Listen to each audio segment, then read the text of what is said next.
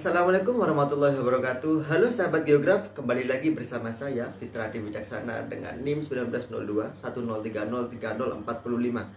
Kali ini kita akan membahas mengenai materi yaitu tentang memahami bencana. Tujuan pembelajaran kali ini yaitu siswa mampu memahami bencana dan mitigasi bencana. Selanjutnya, apa sih yang dimaksud dengan bencana? Pengertian bencana menurut Undang-Undang Nomor 24 Tahun 2007 Pasal 1 yaitu dapat diartikan bencana merupakan suatu rangkaian peristiwa yang mengancam dan mengganggu kehidupan dan penghidupan manusia atau masyarakat yang disebabkan oleh dua faktor. Faktor alam maupun non-alam. Ada satu faktor lagi, yaitu faktor manusia itu sendiri. Sehingga berdampak pada timbulnya korban jiwa. Yang kedua ada kerusakan lingkungan. Yang ketiga ada kerugian harta benda.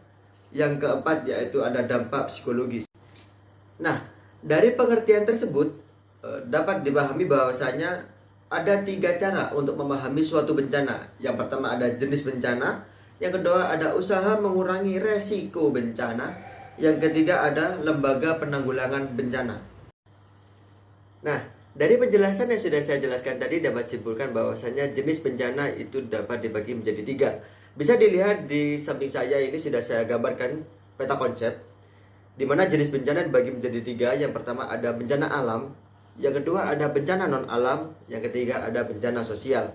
Bencana alam sendiri bisa diartikan yaitu serangkaian peristiwa yang disebabkan murni oleh alam. Salah satu contohnya yaitu ada gunung meletus, tsunami, dan gempa bumi. Yang kedua ada bencana non alam. Bencana non alam dapat diartikan sebagai serangkaian peristiwa non alam yang disebabkan oleh manusia. Salah satu contohnya yaitu ada terjadinya wabah penyakit. Yang kedua ada gagalnya teknologi. Salah satu peristiwa besar atau fenomena besar tentang gagalnya teknologi pernah terjadi di Indonesia, yaitu adanya gas lumpur lapindo yang ada di daerah Sidoarjo. Yang terakhir yaitu ada bencana sosial. Bencana sosial yaitu serangkaian peristiwa atau serangkaian fenomena yang dilakukan oleh manusia dan manusia, sehingga dapat disimpulkan bahwa bencana sosial ini yaitu terjadinya konflik antar kelompok, seperti terjadinya demo dan kerusuhan. Itu bisa dimasukkan ke dalam bencana sosial. Selanjutnya kita akan membahas mengenai usaha mengurangi resiko bencana, di mana di dalam setiap bencana pasti terdapat resiko atau dampak yang dirasakan oleh masyarakat luas, sehingga harus ada usaha untuk mengurangi resiko tersebut. Usaha mengurangi resiko bencana menurut Peraturan Perundang-undangan Nomor 21 Tahun 2008, bisa dilihat di samping saya, tentang penyelenggaraan penanggulangan bencana adalah serangkaian upaya yang dilakukan dalam rangka mengurangi risiko atau dampak akibat dari terjadinya suatu bencana. Di samping saya ini sudah saya tampilkan yaitu contoh mitigasi bencana alam gempa. Dapat dibaca contoh mitigasi ini atau persiapan bencana ini untuk kita, supaya kita mengetahui apa sih yang harus kita lakukan apabila kita mengalami bencana gempa bumi. Ini yang pertama yaitu jangan panik. Sehingga apabila kita tidak panik, kita dapat memikirkan kita mau menyelamatkan diri kemana. Yang kedua, apabila tidak bisa atau tidak memungkinkan kita untuk menyelamatkan diri keluar dari suatu ruangan, kita dapat menunduk dan mencari tempat berlindung sesuai dengan nomor 3. Bisa di bawah kolong meja atau di bawah, pokoknya kita berlindung di atas atau bangunan yang kuat.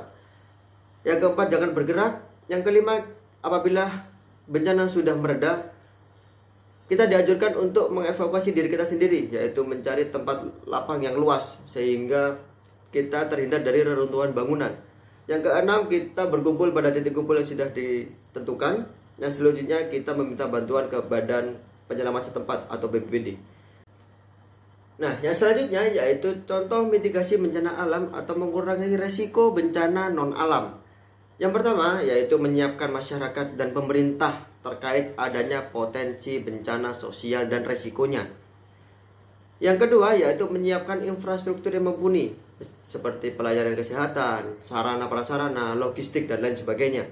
Yang ketiga yaitu mempersiapkan hukum yang cepat dan tegas. Mengapa ketiga hal ini perlu dilakukan untuk mengurangi resiko bencana alam? Bencana non alam ini diakibatkan oleh manusia, sehingga bencana alam yang diakibatkan oleh manusia ini sangat berbahaya baik untuk manusia itu sendiri dan lingkungan. Seperti halnya pembalakan liar yang menyebabkan terjadinya bencana banjir dan tanah longsor, kegagalan teknologi, dan lain sebagainya.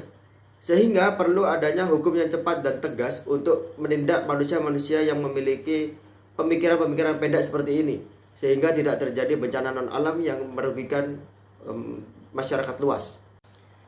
Nah, yang selanjutnya yaitu usaha mengurangi resiko bencana atau dampak bencana sosial, di mana bencana sosial ini terjadi antara manusia dan manusia, sehingga dapat disimpulkan bahwasannya bencana sosial ini yaitu terjadinya konflik antar kelompok.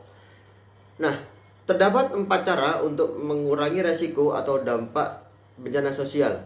Yang pertama yaitu mendorong masyarakat agar tetap menjaga ketentraman dan ketertiban, terutama yaitu kerukunan antar manusia itu sendiri, sehingga apabila semua manusia dan masyarakat itu rukun dan menjaga ketertiban dan ketentraman, tentunya kita dapat menghindari suatu bencana sosial. Yang kedua yaitu mengembangkan dan menegakkan hukum secara adil, sehingga apabila hukum sudah adil, maka masyarakat luas merasa dihargai oleh pemerintah dan badan penegak hukum. Yang ketiga yaitu penegakan HAM, di mana untuk menegakkan HAM ini perlu adanya kerjasama antar manusia, semua manusia atau semua kelompok, sehingga tidak terjadi pelanggaran hak asasi manusia. Yang terakhir yaitu meningkatkan kinerja aparatur negara yang berfungsi melayani masyarakat, di mana ini sudah saya singgung tadi pada poin nomor 1. Apabila, mohon maaf maksud saya poin nomor 2 yaitu mengembangkan dan menegakkan hukum secara adil, ini sudah berkaitan dengan yang poin nomor 4. Sehingga apabila badan penegak hukum dan pemerintah bekerja secara profesional, tentunya dapat menghindari suatu bencana sosial yang terjadi. Nah, yang selanjutnya ini merupakan salah satu lembaga penanggulangan lembaga bencana, yaitu pertama ada BMKG atau Badan Meteorologi, Klimatologi, dan Geofisika. Yang kedua ada Pusat Vulkanologi dan Mitigasi Bencana Geologi. Yang terakhir yaitu ada Badan Penanggulangan Bencana Daerah. Nah, dari penjelasan yang sudah saya jelaskan tadi mengenai bencana, tentunya dapat simpulkan bahwasannya bencana ini merupakan suatu ancaman bagi masyarakat, di mana bencana ini sudah dibagi menjadi 3, yaitu ada bencana alam, bencana non alam, dan bencana sosial. Tentunya dari ketiga aspek ini mengancam ketertiban dan psikologis dari manusia itu sendiri. Kurang lebihnya dari saya mohon maaf. Wabillahi taufiq wal hidayah. Wassalamualaikum warahmatullahi wabarakatuh. Sampai jumpa kembali. See you.